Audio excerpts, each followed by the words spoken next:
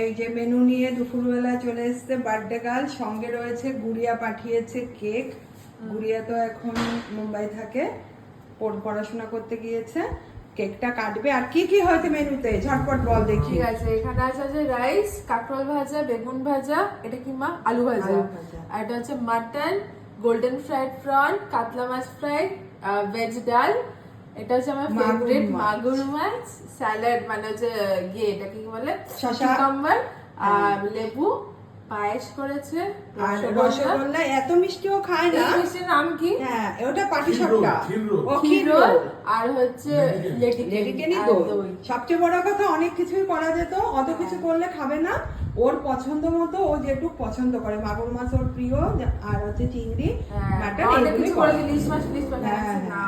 খেতেও পারবে না। তাই বলছে কাতলা মাছ ফ্রাই খাবো না। ঠিক আছে, খাও, চলো শুরু করি।